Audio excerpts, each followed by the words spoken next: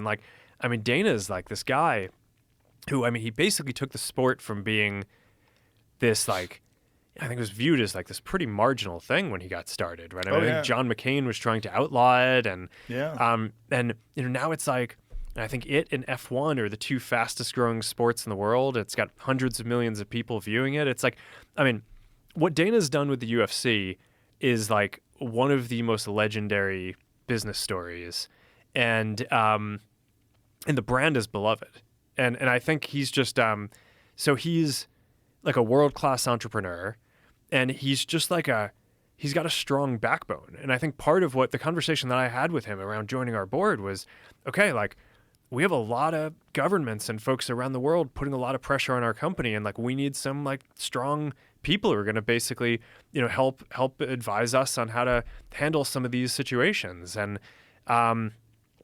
so yeah, that's but yeah, I mean, running this company is not for the faint of heart. I mean, there's definitely a lot of pressure from like all these different governments, and then it's like, okay, I could spend all my time doing that, but I'm not even a politician. Like I just want to spend my time building things, right? So it's so yeah, I think Dana's gonna be great. He's the best. Great entrepreneur. I agree with everything you said about him. Without him, none of the UFC would have ever taken place the way it did. I mean, you needed the Fertitta brothers. They had to come in with all the money and the vision, and it's really funny because Eddie Bravo and I, you know, we've been fans for so long. Eddie Bravo and I went to a live event in the 90s.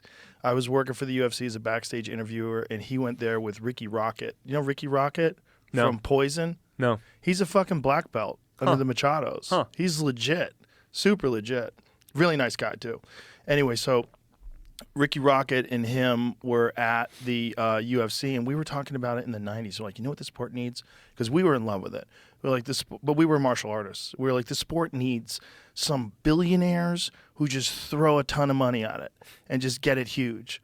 And then the Fertitta brothers come along, billionaires with a ton of money who are huge fans of the sport, just love the sport.